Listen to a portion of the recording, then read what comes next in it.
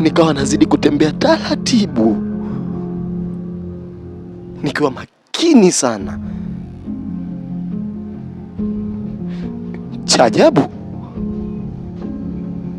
kuna moja ya mlango uliokuwepo katika korido hiyo, nikawa nasikia unagonga.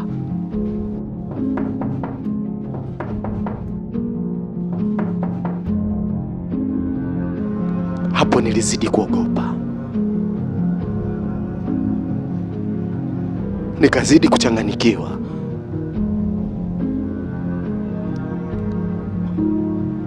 Maana hakuna hata wa kumwomba msaada. Niliongea kwa sauti ya chini chini, nikiweza kuuliza, nani yupo humo?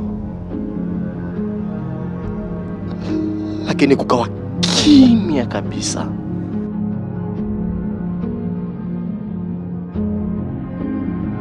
Taratibu nikiwa na ufuata ule mlango ambao ulikuwa unagonga,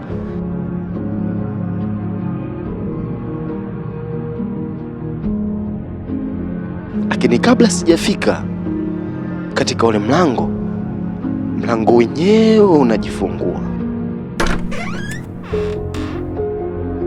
Nilisimama, nilitoa macho kwa uoga.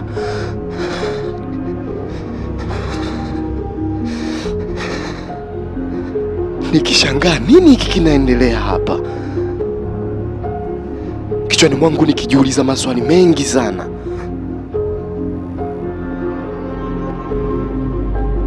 Ghafla ilitoka sauti kali sana katika kile chumba,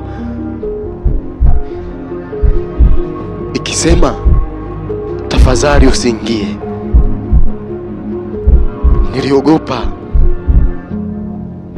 na niliuliza kwa uoga, nani wewe? Lakini kile chumba kilikuwa kimya. Kiza tu ndicho ambacho kilichoweza kutanda ndani ya kile chumba. Haraka nikaanza kukimbia.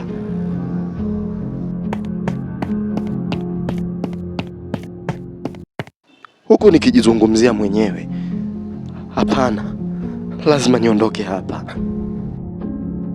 Nilikimbia, nikafanikiwa kuziona ngazi za kuweza kushuka chini.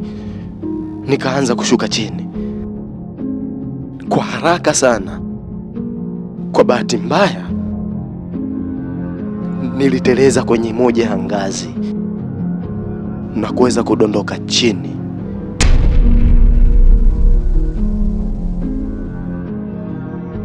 Na kuja kuamka, nipo chumbani kwangu peke yangu. Nikakiangalia chumba, nikachukua simu yangu na kuweza kuangalia saa. Ni saa 2 asubuhi. Nilishangaa, nikakaa chumbani kwangu nikiwa najiuliza maswali mengi sana. Nimeweza kufikaje chumbani kwangu? Na mbona hakukuwa na mtu yoyote katika lile eneo ambaye angeweza kunichukua ama kunisaidia?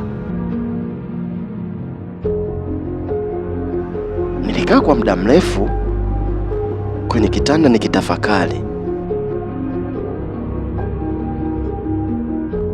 Mwisho wa siku akili ikasema ni ndoto. Hapana, haikuwa ndoto, bali ulikuwa ni ukweli ambao yote yaliweza kutokea. Nilivuta pumzi ndefu na kushusha taratibu, kisha nikasimama kwenye kitanda changu na moja kwa moja kuelekea toilet na kuweza kuoga na kutoka na kujiandaa na kuweza kutoka nje ya rumu yangu. Niliangalia mazingira ya korido yangu, nikaiangalia ile lifti kwa nje, kisha nikasema leo situmii lifti kipindi nashuka chini, nitashuka kwa kutumia ngazi. Basi taratibu nikaanza kushuka kwa kutumia ngazi. Nikawa nipo floor ya 4. Nikaitazama floor ya 4 kulia na kushoto. Nikashuka mpaka floor ya 3, ya 2, alikadhalika mpaka mwisho kabisa wa floor ya 1 ama underground. Nilipofika chini, moja kwa moja nikaelekea kwa mzee Kisturi. Nikamsalimia mzee Kisturi. Habari yako mzee? Mzee Kisturi aliitikia kwa furaha sana. Salama kijana. Ujambo? Mimi si jambo. Shikamoo. Mzee Kisturi aliitikia huku akiwa ananiangalia katika macho yangu. Marhaba. Ujambo kijana? Aliniuliza tena. Nami nikamjibu, si jambo. Niambie, kuna mpya gani? Mzee aliuliza. Nikamwambia, mzee Kisturi, samahani, tunaweza tukaongea kwa uchache kidogo? Mzee Kisturi alijibu, hamna shida kijana, zungumza.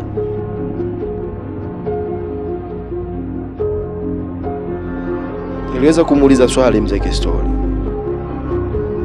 una muda gani katika apartment hii ukiwa kama mlinzi? Mzee Kisturi alinitazama kisha akazungumza. Nina miaka 20 sasa nikiwa kama mlinzi, na pia ni mpokezi wa wageni ambao wanaokuja hapa.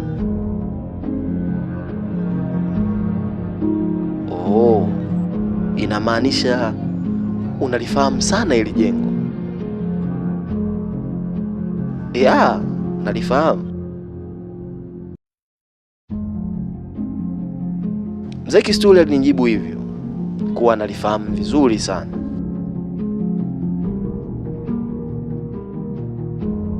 Nikamwambia, basi nahitaji kufahamu kitu mzee wangu,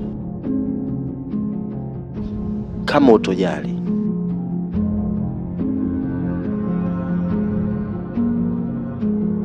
Hamna shida kijana, zungumza. Nilivuta pumzi taratibu na kuweza kuishusha taratibu.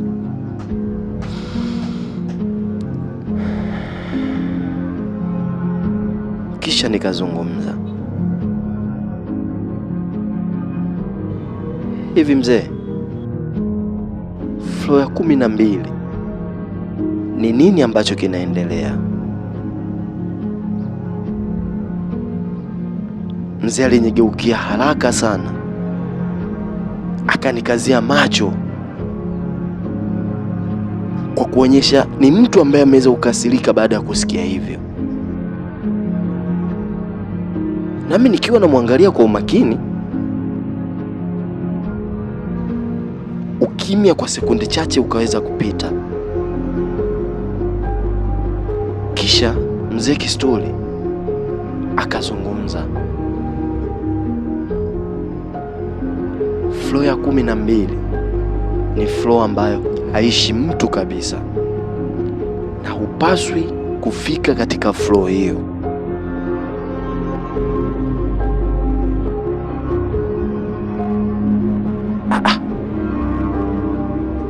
Samahani mzee, kwa nini hauruhusiwi kufika katika floor hiyo? Mzee Kisturi alinitazama kwa umakini sana, kuanzia chini mpaka juu. Hakunijibu swali ambalo niliweza kumuuliza, bali naye aliweza kuniuliza swali. Vipi? Umeshafika floor ya 12? Nilimtazama mzee Kisturi, maana aliuliza swali hilo kwa mashaka sana, kama mtu ambaye alikuwa anahitaji udadisi wa kufahamu kitu. Nilimjibu, nimefika floor ya 12. Baada ya hapo namuona mzee Kisturi akiwa ananitazama kwa macho ya huruma sana.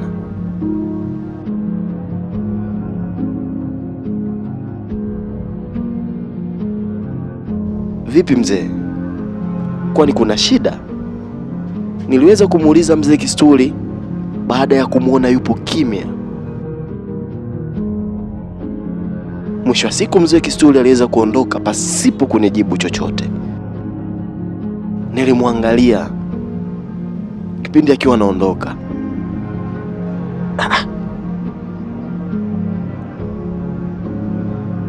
Nami nikawa najiuliza maswali katika akili yangu,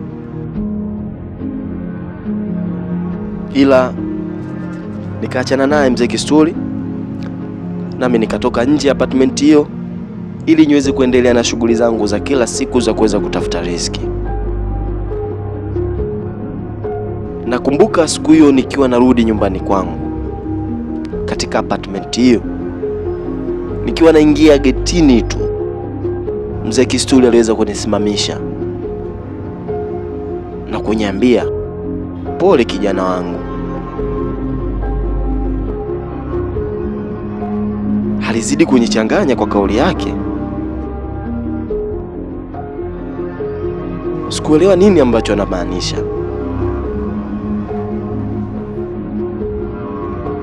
Nikaachana naye mzee Kisturi, moja kwa moja nikaelekea paka kwenye lifti. Nikabonyeza button ya lifti ili lifti iweze kufunguka, na taratibu lifti inafunguka, nami naingia ndani ya lifti. Nabonyeza namba 5. Taratibu mlango wa lifti unajifunga na lifti inaanza kupanda juu.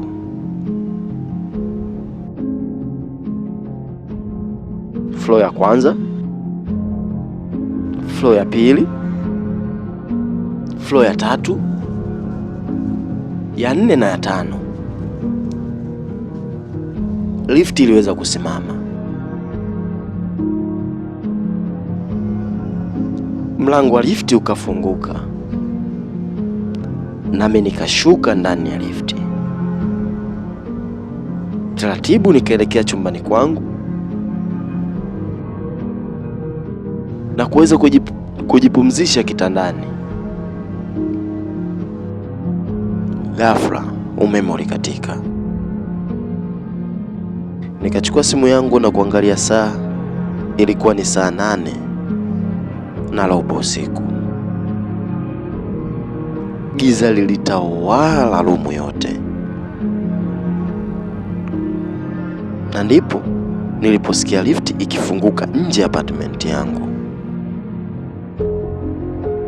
Nilisimama taratibu, nikasogea karibu na mlango, lakini kabla hata sijafungua mlango, nilisikia sauti upande wa pili ikisema,